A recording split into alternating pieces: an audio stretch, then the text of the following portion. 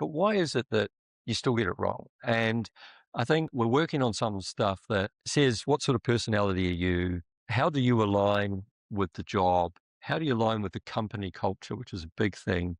And is that alignment a fit, both for the candidate and for the employer? So this is core to an interest that I've had. And I know I've got it wrong so many times. People, not technology, decide the success. Selling and checking in with your existing customers and partners, trying to get them to adopt. So you're not trying to reinvent a new company, spend thousands of dollars on marketing, sales, lots of salespeople, all that sort of stuff. You grow close to your core, you sell close to your core, and you probably acquire some companies that fit well with your core. Running a business can feel lonely, especially when the decisions get heavy. Welcome to CEO Whisperer by Saurabh Jain. Practical insights from the boardroom and the meditation cushion. I'm Saurabh. I've done 10,000 hours in 3 major parts of my life.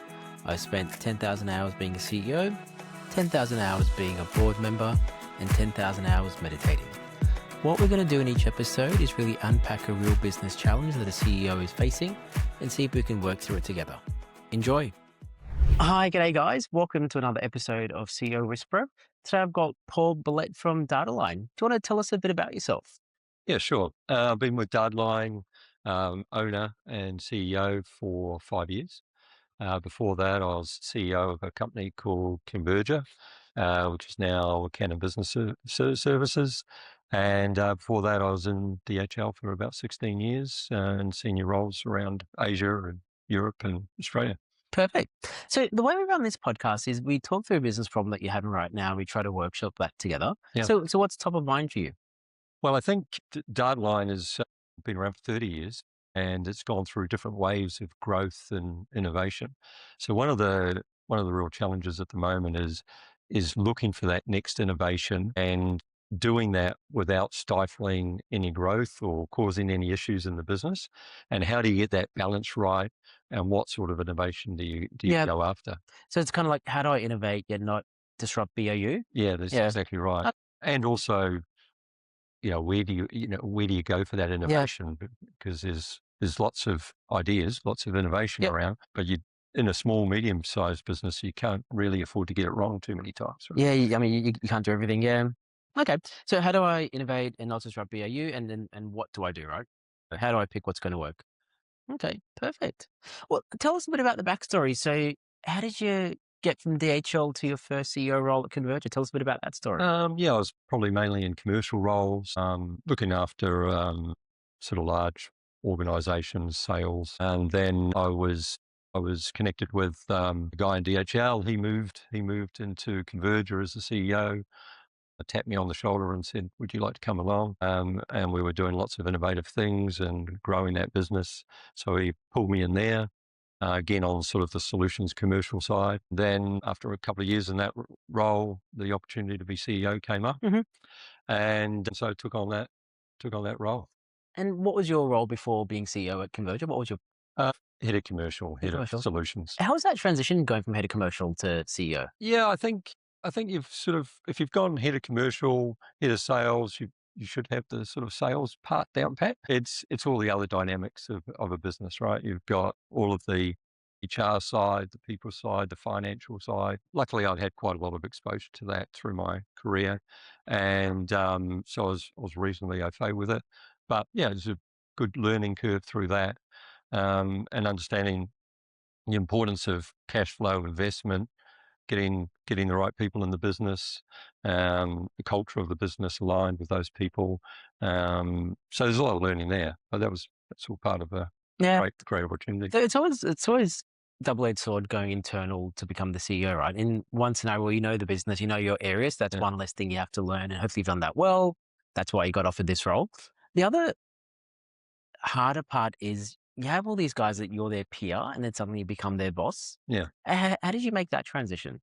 Oh, you get rid of all of them. No, I mean, it's unfortunately there's a bit of truth in that, in the sense that a lot of people don't cope with it, and a lot of people do, and the ones that can't cope with it and usually got to and go. what do they do? Like, how do you tell someone's not coping with that kind of power change? They sort of struggle with your decisions and a lot of pushback, or they don't follow through on those decisions. So you've got to then sit down and say, what's the issue? And, usually I thought I would have got the job, or I don't like the direction you're taking the company. And you've got to be steadfast with your conviction. If you believe that you're in the right direction, you're going in the right direction, and this is going to be good for the company. Again, you've just got to get, there's the old saying is get the right people on the bus and then get them in the right seats. And that's what you've got to do.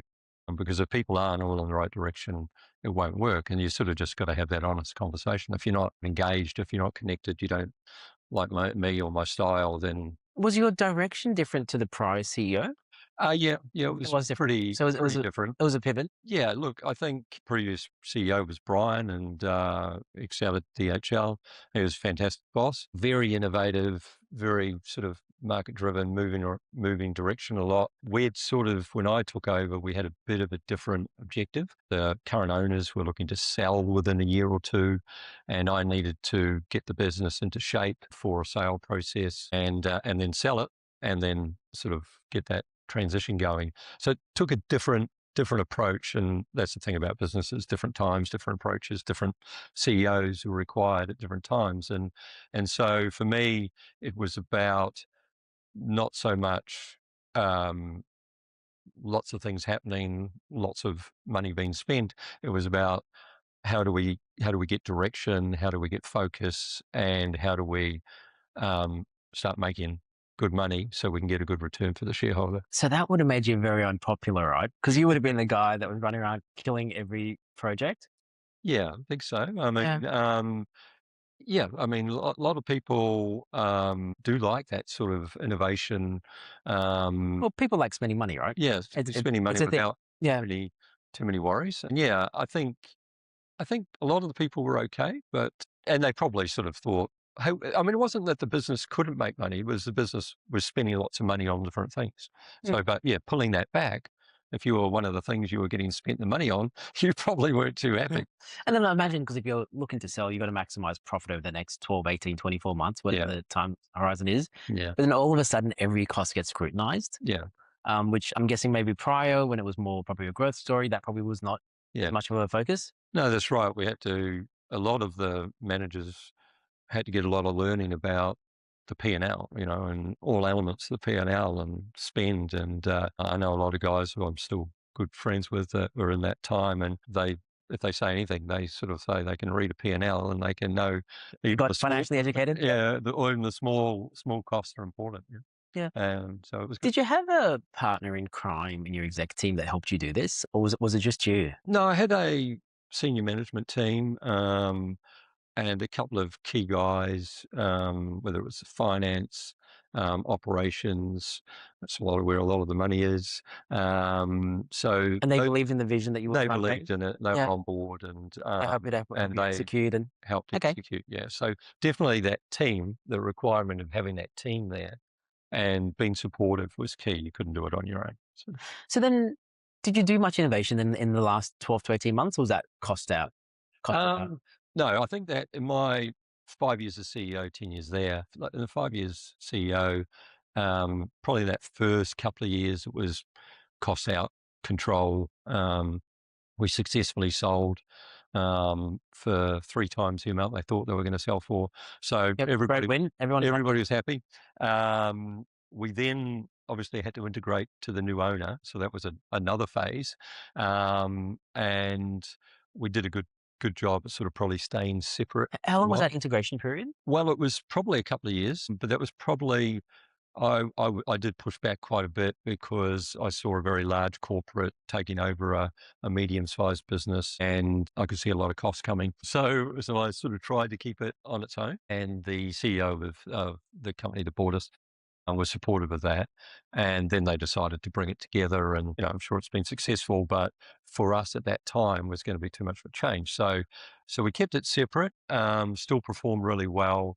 Then we knew we had to sort of connect together, and that was the time for really a little bit more innovation. How could we bring these two companies together and jointly take to market new innovative solutions? And that's probably what we did in the last year or so. Because when you get bought by a big company like Canon, right? Canon businesses, you probably have insane amounts of funding for innovation. What kind of stuff did you guys do back then with their cash and all cash that you were generating that worked? Yeah. Well, I think we invested in a lot of technology, and that was probably more practical technology upgrading type stuff. Into a pure solution, new product, we probably didn't do that too too much. We did more like, hey, what's your product suite? What's our product suite? How can they connect together? And spent more on resources, I suppose, bringing those together from a sales, marketing, product point of view. Did you even historically, like what kind of innovation did you find really worked in these kinds of organizations? Yeah. Well, I think, Does it take more than one hand to count what worked? yeah.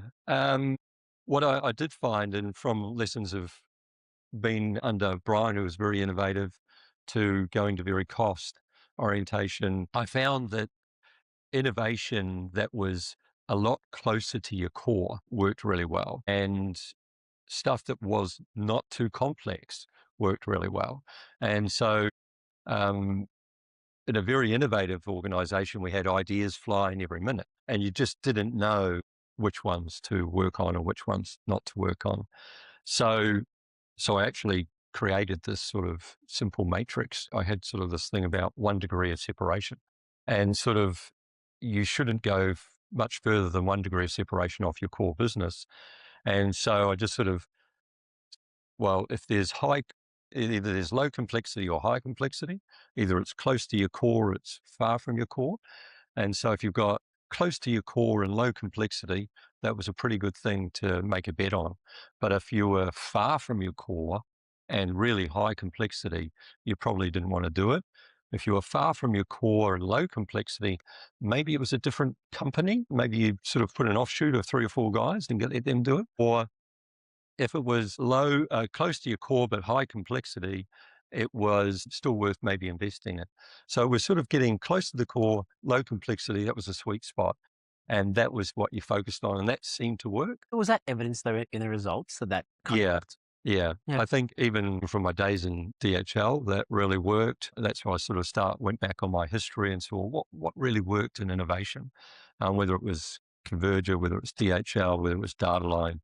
And when things were really quite attached to your core, so I'll give an example of those. In DHL, someone came up with a thing called a jumbo box. It's just put your stuff into a box, It's a big box. big box. It was pretty simple, but it really worked really well. Then someone came up with a refrigerated box, and that didn't work so well because you needed different equipment, you needed different cars, vans to deliver all these sort of things. So that, wasn't as good. In Dataline, what we found worked really well, we're in finance automation, people automation, and the main thing we're doing was accounts payable automation. So if you could innovate around expense automation, as an example, something we're working on at the moment is we've got all these invoices and you've got all this data. What about procurement information insights? Like you've got all of this information about what people are buying at. And if you could tell them if they're buying either from different branches at the right level, or how does it compare their buying price compared to the market, that seems to be taking traction because that's one step away, but it's connected to the Yeah. core. So tell us about the story. So what made you finish up at Converger? Yeah. Okay. Yeah. Yeah. And because I want to understand like why you finish up there and how did you get from there to Dataline? Yeah. Well, um, I think it was really large large corporate in Canon. Mm. They were wanting to bring the Converger within in the group. Yeah. I sort of thought this is probably not for me. Because you would have gone from a CEO to like a divisional head or something, Yeah, right? yeah. So yeah, you went from sort of And someone else controlling your destiny is not fun. yeah, running your own race to being more in a large corporate. There's nothing wrong with it, but probably at that time in my career, I sort of thought it's probably not for me. Transition had worked quite well. Everybody was happy. The company was doing well. So maybe a good idea to go out in a high. So I just sort of thought, let's get out. And, I'd always wanted to run my own business, be involved in running my own business. I then went to Noosa, which sounds nice. So I did a little few things up there. And then sort of thought, I'll get back into my own business. And I know Ken, who owned Dataline, started Dataline as a founder. But what made you buy a business? Like instead of just being another CEO in another corporate? Why did I buy one? Yeah, well, why buy one instead of just being another CEO again? Maybe a larger organization this time. Yeah, I suppose I wanted to. Well, there's probably a couple of things there. One, I wanted to um, see the successes of my labour, I Yeah, suppose. so to get fairly rewarded for your effort. Yeah, yeah. So But you can get that within a CEO of a large organization. yeah, Pick up script, equity, bonuses. yeah. If you negotiate that properly at Yeah. the beginning. So yeah, as a learning, yeah, I didn't do that too well. When I was in Converger and we went Well, through a what was sale. what was the learning there that you didn't do as well? Well, the board came to me and sort of said, "Yeah, we're going to sell." And I mean, I would say I shouldn't be too harsh on myself. They were owned by a government organisation at the time, so What constraints, yeah, all that I kind of mean, stuff. they weren't about to go and pay me They weren't millions of commercial. dollars, but I probably could have done some sort of incentive on. They thought it was worth this if I sold it for this. Mm. Would there be a bonus? How come you didn't? Was it like Uh, stopped you? Probably lack of knowledge, sort Just of experience with it. experience. Just I hadn't done think. it before. And Yeah. yeah. Yeah, probably should have spoken to a few people or something. And yeah, I suppose I am a bit old school. I came from sort of your work and you get paid without sort of really saying too much. Yeah, yeah. You had the expectation of fairness, did you? Yes, unfortunately. So I It's one of the 10 pitfalls of CEO negotiation is it is okay? that you think if I just do a really good job, they'll reward me. Yeah, yeah, and they didn't. So Mm. so yeah, look, I think you just sort of And then that made you think, well, the next CEO role that might happen again, so I want to control my own destiny this yeah, time. yeah, that's right. And I do often think if I'd gone into a large corporate CEO role, I probably would actually be better off than I am if I'd negotiated the right thing. But there is also something really I don't know connected with you as a person and what you want in life when you run and own your own business. And it's a bit hard to put into words sometimes, but it's just sort of you've got a lot of risk going on, but there can be reward, and it's I mean maybe it's achievement, um, satisfaction, achievement. Hopefully, not too much ego, and it's just getting that outcome that Do you think it's more that, or do you think it's more the avoidance of the pain you experienced when you didn't get your fair cut? look. I'm not bitter about that Mm. much. I sort of do did definitely take it on as a learning. Oh no, but at the time, like, so how many years have you owned Dataline for? Fine. So 5 years ago, Yeah. when you'd finished up, didn't get your fair cut. It is what it is.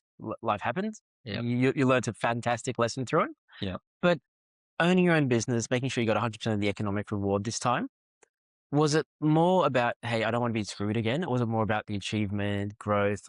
I think Mis- it was achievement and growth Okay. because when I was 16, I was in running my own business and doing little things. So now that I'm a little bit older, I still had that ambition. I never really did it. So when I got out of the corporate thing, I thought, well, now's a good opportunity to Okay. give it a go and see how it will go. And what made the time right now, like 5 years ago? Why was that the right time, not 5 years earlier or 10 years earlier? I think just things that happen in your life. I'd been traveling in an international role for Hmm. 25 years. And I thought, well, maybe I'd sort of refocus myself and um, just sort of try and get more life balance, etc., and try and bring back from the workaholic type stuff. Didn't really work. No, I was about to say that often if you don't want to work a lot, you go work for a corporate. Yeah, I You know. want to work a lot, like you do your own business. Yeah, yeah. Yeah. So yeah, look, I think it was just life timing, change. We always go through these cycles, reinvent ourselves. Yeah, you just wish maybe you didn't have to go through the harsh lessons all the time, but maybe that's they need a CEO whisperer or something. That's right. Touche, touche. Or you can just tell your kids they won't listen to you. Oh yeah. You can pass the knowledge on. Okay, so you finished up at Converger. You think about what do I want to do next? Yeah. How did you pick Dataline? How was that Well, probably process? more circumstances than anything. Ken was looking for someone to come in and help him for a while. How did you find him?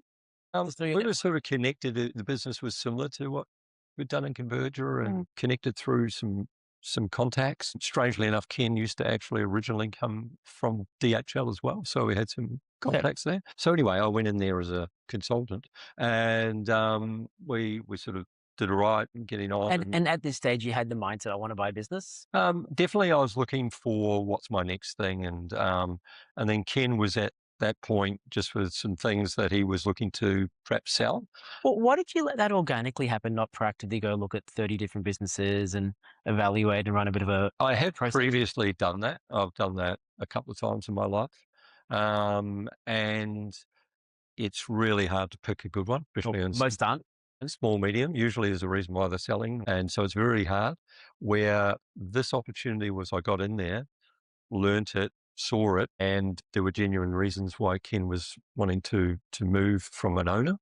And so I thought that this lined up pretty well. I had previously looked at a number, and there were always opportunities at the time. There was a couple of opportunities to go in and do a turnaround and do this and do that. I'd done a couple of turnarounds. I'd done a couple of other things. So I thought, oh, let's give this one a go. Okay, fair enough. And how long were you consulting before you took over the business? I think it was about a year. I so you had a good year to Yeah. understand it completely. Yeah. It's interesting that you picked something that was very close to your prior company's experience set. Mm. Because often I find people that go by business, they do one or two things. Either they pick something where the core economics are really good, Yeah. and is unrelated to anything then they know, Yeah. or it's a company that does the same thing, so they don't have to learn the industry as much. Yeah. What made you choose the latter? Or were the economics already very good in this business? The economics were good. Was well run. Was a really well structured business. Very clean. There was no sort of hidden stuff. Got to see it all from the inside out. People were trustworthy. So I think the economics were good, and I knew it. I am a believer that you don't really need to know things because you can learn, but then you've got to learn and you've got to get the economics right. So risk was quite low. I think that's one of the things that's definitely tested me is probably naturally risk advertent. And, risk adverse. Yeah. yeah, averse, sorry. And so I wasn't really, I'm not, I haven't got $1 million worth of Bitcoin or anything like that. It's probably $1 billion people Yeah. have these days. So I'm generally risk adverse. So I sort of wanted to push myself in that area. But risk adverse people don't buy businesses. They don't. Yeah, that's why I wanted to push myself. And, Yeah. but I got a good comfort feeling from that. And that's one of the things you've got to learn and know about yourself, right? Is sort of, what do you gel with and what works for you? But why was that risk aversion something you wanted to push yourself in, not just accept it? Because most people after their they tend not to want to change because the habits are just too deep. Yeah, well, I don't want to go out of the world without giving it a go. You got to learning and testing you, and that's sort of how you keep yourself young, how you keep yourself thinking and really adapting. So of a way, you sort of take these challenges and you find these, they can be quite difficult times. But if you get through the adversity, you usually better You'll be better for on it. the other side. Totally. Yeah. Okay. Yeah. So you did one year consulting gig. You're the CEO. You've drawn out your savings. You've given Ken a check. He's gone off on his merry way. Mm. What was the business like then?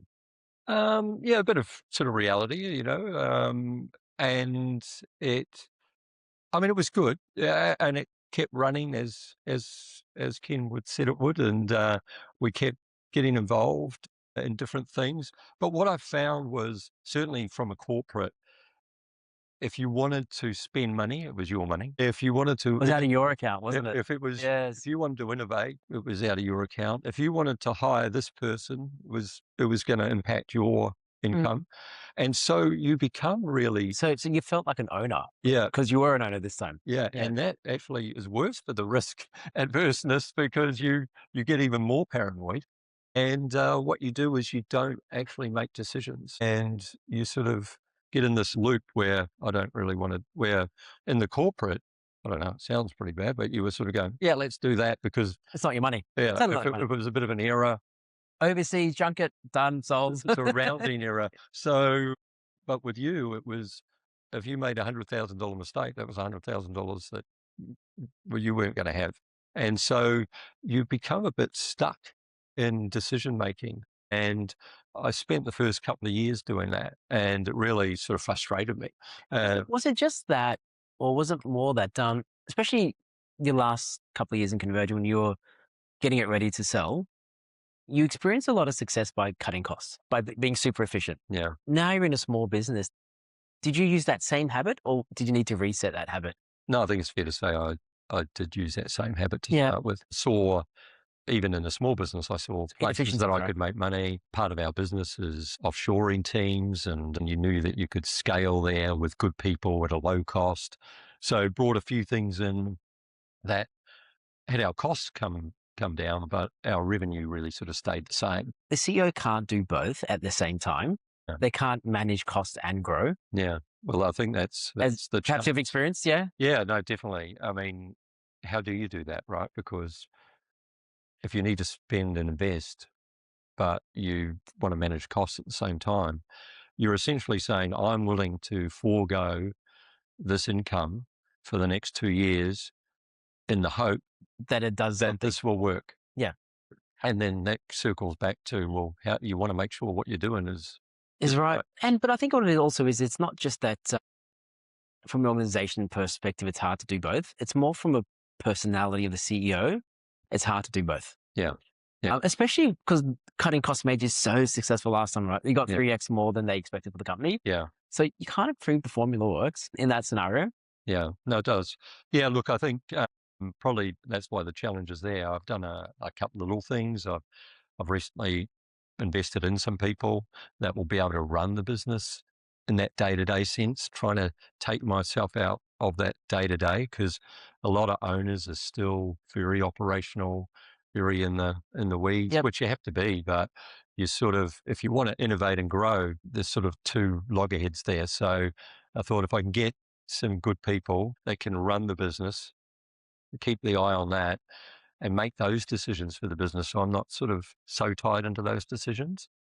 And then I can look at, how do I innovate? How do I bring some new revenue streams? So why try to grow? And I'll tell you what I mean by that. Like you've got to really to be able to cut costs, maximize the business exit. That's an amazing skill. Like there's insane amount of value in that. Why not buy a fat, badly run business, trim it down of 3 years, exit. Buy another fat, badly run business, trim it down and exit. Yeah, Why not go for that strategy? Why do growth? Because growth, I don't want to say it's harder, but it is kind of harder. definitely. Right, it's harder than profit maximization. Yeah. Well, I So think what? these are all things that Why try? well, it's a very good question. I think we have played around with different options, and I think growth can, it's one word, but it can mean many things, right? You can have growth from new business and new It's products. revenue, right? It's revenue. Yeah, Yeah. but you could buy a business, integrate it. You could grow from your existing customers. So it just doesn't need to be all on new revenue, new solutions type thing. And when we say growth, we're looking at all elements. So can we acquire something? Because that's certainly a quicker way to growth. If you look at any large successful organization, most of them have bought their way to success. And yes, that skill set that I have about seeing an opportunity of being able to turn that business around and then integrate it is probably better set for that. So why not do that? Like, why Well, not innovate and don't bother with that kind of harder growth? If you've proved to yourself and you've experienced success a couple of times now, yeah, why not just keep buy another business, cut its costs out, integrate in, buy another business, cut its costs out, integrate in. yeah.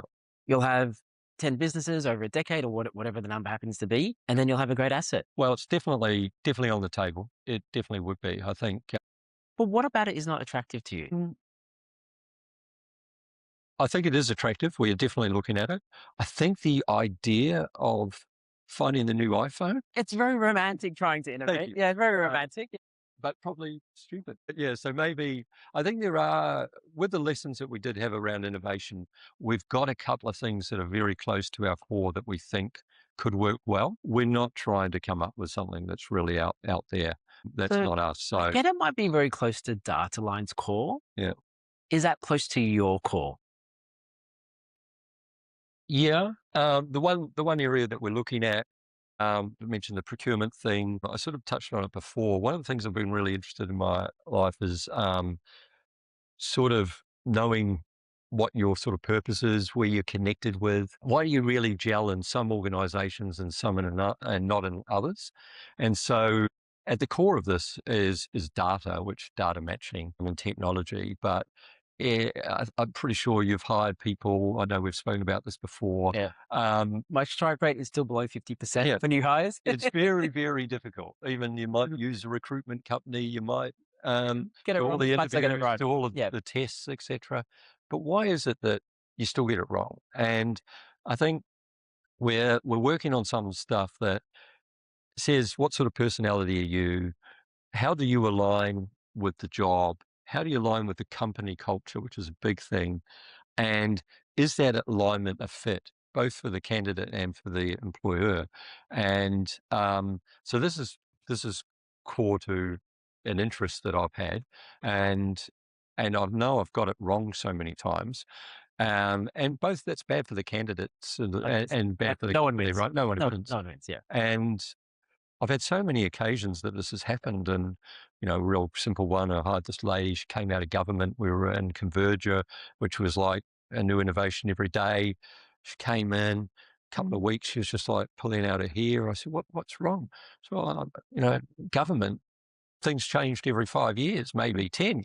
Here, everything's changing every 5 minutes. I just can't cope. And I sort of realised that sometimes people's personalities don't match the Don't fit the company. company, and But I guess yeah. my question is slightly different now that you've answered it.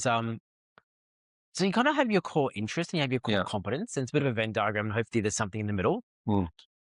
What is your core competency? Like, what is your thing that you do better than anyone else?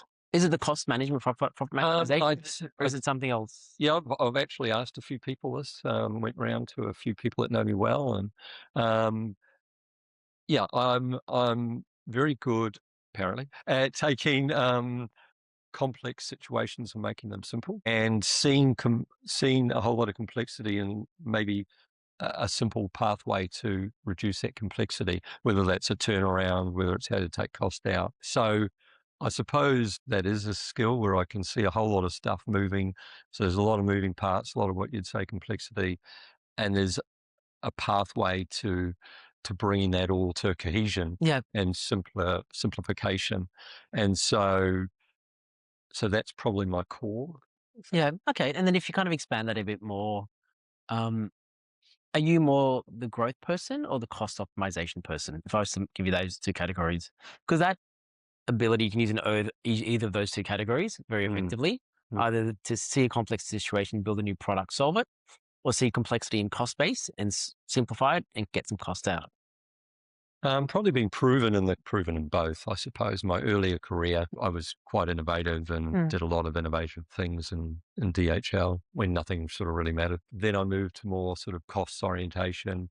So I have touched on both. I probably know the cost thing. It's a lot more tangible. Probably fits me a little bit better in my Risk risk aversion, yeah. aversion. Um, so you probably say slightly to that one, maybe. Because my question I'd ask you then is kind of my early point, like, why innovate? Because I hear the growth story, that's amazing, but it probably depends what the win is. Is the win to build the next iPhone or the win to make as much money as possible? Yeah, I think back to the core reason of Dataline was to get into a good company that was structured well, that I could run and own as an owner. I've done that for 5 years. And then sort of now was the next stage. Are we going to sell in a couple of years? Are we going to merge with somebody else? Or are we going to innovate? And what are we going to do? When we've gone sort of through the path of people being interested in buying us, and that's a very distractive path. And until the right person comes along, it can be very distracting and not really a great outcome. So we're trying to stay away from that one. I think growing through acquisition or merging is a real possibility. And innovation was probably to show some growth back in the company, because anyone who wants to buy a company is looking Wants to for see a that future. growth. And so you want to prove that to anyone that's looking to acquire you in 3 or 5 years. So that's probably the core. But so it sounds like the course to make the money, not to change the world and that kind of stuff. Yeah. Nothing wrong with that, by the way. Like that is my main motivator. Like how do I do well in life? Yeah. So if that's the goal, in what time scale is it? 3 years, 5 years, Yeah, 10 3 to years? 5 years. 3 to 5 years. So say by 2030 something. Yeah. See how old I'll be in What are we in? Yes, 2026. So Yeah. by 2031, Yeah. let's just say you'll be sold. Yeah. You'll be out. Yeah. What's a low risk way to, in 2031, have the best valuation possible? Well, at the moment, you need to be both growing at a reasonably good clip and profitable. So Have you heard of the rule of 40s? no. No, it's a good one. So if you add up your growth rate and your EBIT contribution, it should add up to 40. Okay. So if you're growing at 20%, you should really make 20% EBIT. Yeah. If you're growing at 40%, you can make no money. If you're not growing, you've got to make 40% EBIT. Okay. For SaaS businesses, if you can kind of do that, that's where you get your 7 to 10 times multiple. Okay. Or if you're going 80%, you can actually lose 40%. All right. So that's kind of how you want to balance. So you want to try and get a 40? Yeah, you want to make sure those two numbers add up to 40. Yeah. Because otherwise you're spending money and you're not growing. Yeah. And that's not a good investment for No, that's a anybody. good one to aim for. So you want to be able to show some growth so you get that side of the 40. Yeah. And then you want to make a bit of money on the side as well so you can fund itself and fund some growth and those kind of things. So what would be the low risk way to get there? Well, the low risk way, I think, is doing any innovations around our core. So I'm not going too far off that. I think selling and checking in with your existing customers and partners, trying to get them to adopt. So you're not trying to reinvent a new company, spend thousands of dollars on marketing, sales, lots of salespeople, all that sort of stuff. You grow close to your core, you sell close to your core, and you probably acquire some companies that fit well with your core. I think that kind of makes sense. Unless you've got some great insights, CEO Whisperer, please. That's why we're here. So I think you're right on the growth side, but I've always found growth takes longer than expected and costs more than expected. Yeah. I've never seen a great organization churn out a value-adding product in less than 5 years. Okay. Because even historically in a Converger context, it just takes a couple of iterations. Yeah. And no matter how smart you are, no matter how well you know the industry, you just get stuff wrong. Yeah. No. Or you'll have a great person leading that, but then they'll get an amazing offer from Google and they'll go there. Yeah. And then you'll get a huge hole in your org team. Yeah. And then all you've experienced is the cost base, yet the growth didn't happen. Absolutely. Yeah. So if you had a 10-year time horizon, I'd say totally innovate, build new product, keep it close to your core. But the time horizon is a lot shorter. It might be very iterative. Yeah. Okay. It might only be I don't know, we charge you $1 per transaction. Here's an extra module, it's an extra 10 cents. It does AI, blah, blah, blah, blah, blah. Yeah. It might be something very, very iterative. Yeah. To your existing clients. And I agree. Yeah. But that, I think, still doesn't exploit your special superpower of being able to cut costs out of organizations. So if you did that, plus you bought a company every whatever cadence it is, once a year, once every 2 years, whatever it is, you cut their costs out close enough to what you do and incorporate them in and keep rolling them into the organization. Because that's growth, right? That's top line growth, albeit through acquisition. It still counts.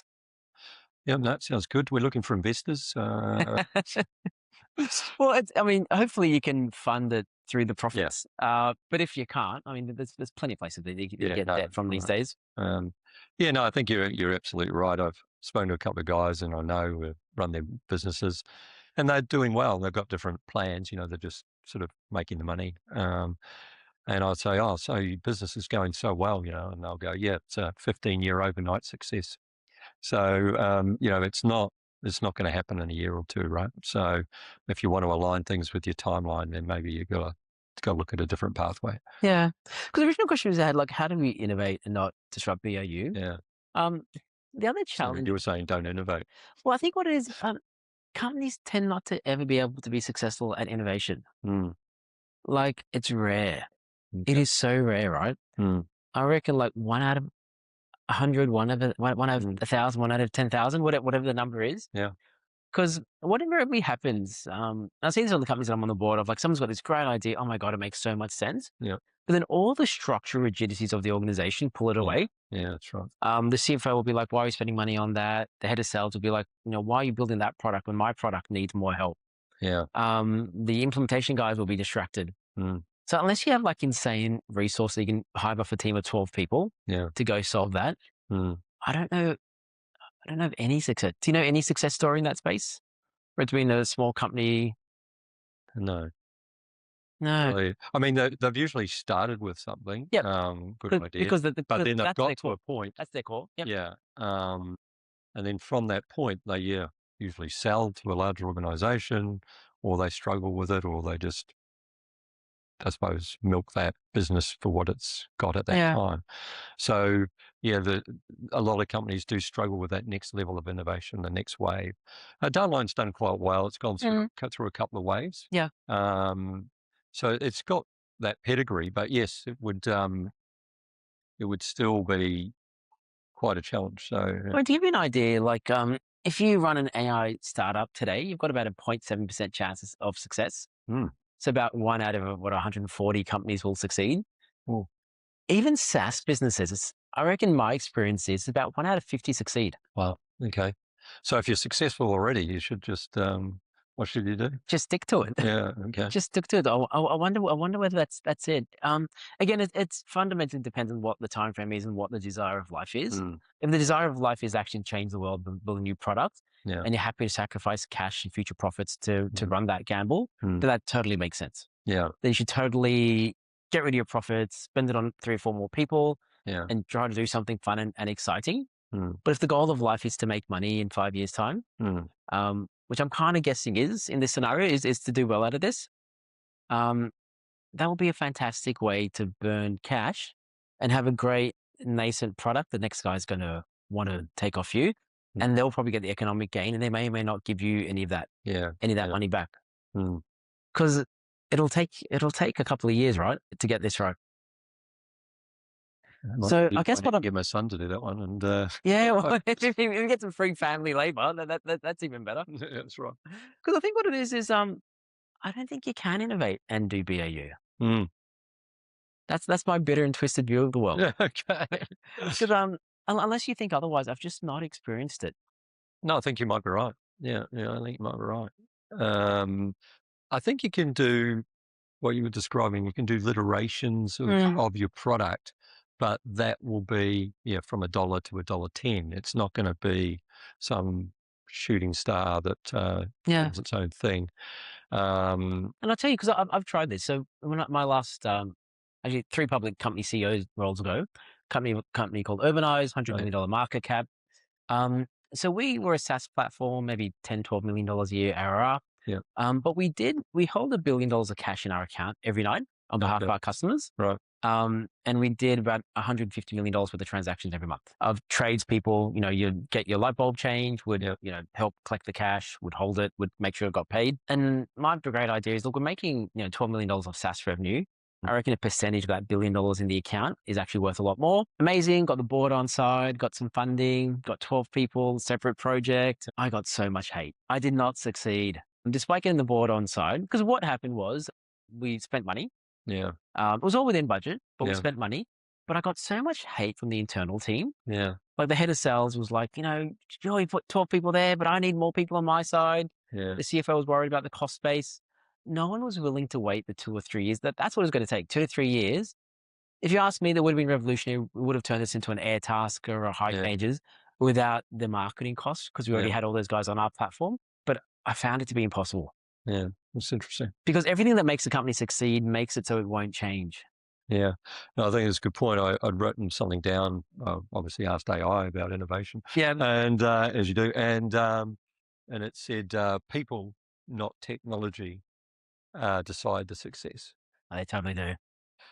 Yeah, so it is all about people and getting them on board and making that And the success problem happen. with the people in your current organization will invariably be they'll be incented to not change Yeah, because that's what they're used to. That's their day-to-day job, and yeah, and they've experienced it working. Yeah. They don't have the longer Yeah. 5-year vision that a CEO has. Yeah. They've got more of a divisional role, and like a executive will have a 5-year vision. A manager will think maybe like a quarter, 2 quarters. The employee worries about this day or this week. Yeah. Yeah. That they won't see that far in the future. Yeah. That's right. You know, I hate to give you that depressing. yeah, well, that's no, but I think it's good. Sometimes you gotta hear the hard facts, don't you? And but I think that could be true. That the other thing is, you sort of want an outcome. How much do you try and align yourself to get the outcome? Because if you're trying to sell your business in 5 years and people are looking for the 40 rule or they're looking for this or that, do you just manipulate your business to do that, or do you do things that seem right and that feel right for you and equals the right thing for you? And then if success happens, success happens. You know how we spoke about the expectation of fairness? If it was me, what was right for me would be 2031, I want to maximize how much cash I can generate for my family. Yeah. Like that is my goal. Mm. And what is right aligns to that. What is wrong does not align to that. Yeah. Okay. And that's what is right and wrong over the next 5 to 6 years. Yeah. Or it might be in 2031, I want to create a great family environment in an organization where everyone feels happy and healthy. Yeah. And when we're just one big happy family. Mm. And that's totally a cool goal. I'm guessing that's probably not yours. Mm. In that case, whatever is right aligns to that. Yeah. Yeah. Okay. I mean, I don't mind the harmony at work. That's a good thing, but it's probably more age, what's your next thing? What are you doing? So, okay. Well, Yeah. it's been insightful. So if you do that, so how do you go about this then? How do you actually implement a plan like that? Yeah. I think if the goal is what we're saying is, I want to be structured to realize the benefits in a financial sense of the business in 3 to 5 years' time, without necessarily innovating something new, you've got to say, well, what gets me to that goal? And you look at yourself and your skill set, and you look at your resources that you've got available, and you start working on what the pathway will be to achieve that. And I don't I know think if what you said there was insanely insightful, because perhaps what you had done before is you started with the solution. yeah, The solution is I want to innovate. And now you're starting with what am I good at? What do I want to get out of life in the next 5 years? yeah. And how do I get And to how that? do I get there? Yeah. Is that fair to say? Yeah, no, that's fair to say. I think that's been a good thing because if you start that way, then maybe the pathway will be a bit clearer. So I don't know if I'm going to solve that right here, but What would be the gist of it? Like, what are the core competencies? What do you want to get out? Like, do yeah. you just sort of quickly highlight them? Well, I think it would be finding something that I can turn around and bring, hopefully bring into the business, turn around and do that. If I could do that a couple of times over the next couple of years, I know you probably can be successful at that. I could get the company directed at that. We keep our core going. We add value by bringing in these companies. We show success on a bottom line sense, and that will reward ourselves at the end of it. And you get like a BAU manager to run each business, and you move on to the next integration. Yeah, and I run that acquisition integration, I suppose, new sort of P&L look for that business. And would you enjoy that as much as the innovation side of things? Yeah, yeah.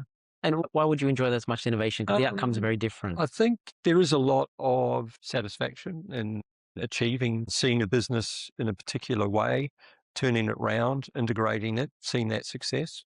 There's a lot of achievement in that. And then you're adding to your end goal, I think. So that would be good. Okay, an analogy I'll give would be like an Oracle, albeit probably $400 billion more market cap. So they started off innovating in databases. Yeah. But then they became very good at acquiring companies. Mm. Like that is their core competency. I don't know what the stats are today, but Yeah. historically they would acquire like 400 companies a year. Yeah. And they were a machine at acquisitions. Yeah. If you look at Microsoft, same thing. Yeah. Microsoft, I think, is like over 1,000 acquisitions or something. It's unbelievable. Yeah. And you sort of think Microsoft and you think about Microsoft, but you don't know that it's actually 1,000 different. Same with Google. Like Google Maps wasn't there, Gmail wasn't there, Google Sheets wasn't them. Yeah. So, if those companies can't innovate in their own right, yeah, they they had to go buy instead of actually trying to build it themselves. Yeah, Maybe there's something to it. That's right. And their skill set is to recognize what to buy, when to buy it, and then how to fold it in. And then the good thing is, as you get better at this, you can scale this skill. Yeah.